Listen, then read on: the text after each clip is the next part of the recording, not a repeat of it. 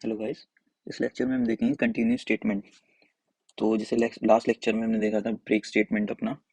तो break statement में क्या था कि हम उसे for loop, while loop, switch and do while किसी में भी यूज़ कर सकते थे based on some condition. Similarly यहाँ भी बिल्कुल सेम है। आपको अपनी रिक्वायरमेंट के हिसाब से ब्रेक की जगह कंटिन्यू लिखना है। तो सबसे पहले हम देखते हैं कि हमें 1 to 5 नंबर प्रिंट कराने हैं। ओके, सो 1 to 5 नंबर आपको प्रिंट कराने हैं, तो ये आप लिखोगे। ठीक है, आइए यहाँ पर प्रिंट करा दोगे। ये आपका आप एग्जीक्यूट करोगे तो 1 to 5 नंबर प्रिंट हो रहे होंगे। बट आप चाहते हो कि जैसे ही लेट्स से मेरा i = 4 आ जाए, ठीक है, तो मैं इसको प्रिंट नहीं कराना चाहता। मैं चाहता हूँ कि ये जैसे ही मेरा i = 4 आ जाए, ये लूप एक बार स्किप हो जाए। ठीक है, मतलब 4 के लिए ना चले, 5 के लिए चल जाए। तो उस कंडीशन में हम कंटिन्यू यूज करते हैं।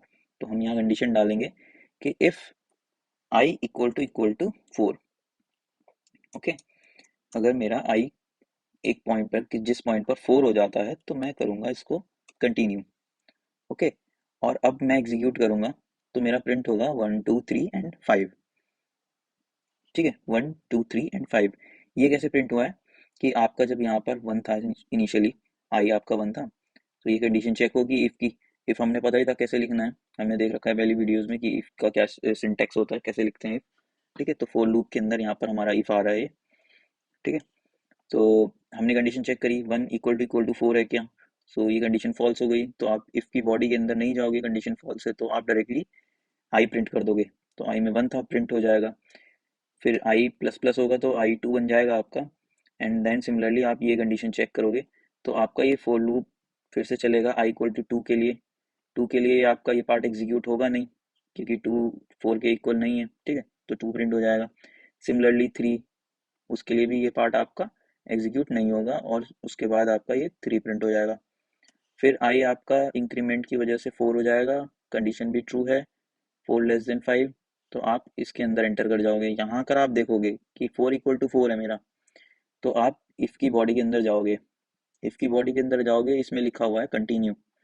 तो अगर कंटिन्यू लिखा होता है, इसका मतलब है कि आप यहीं से वापस चले जाओ लूप पर ऊपर।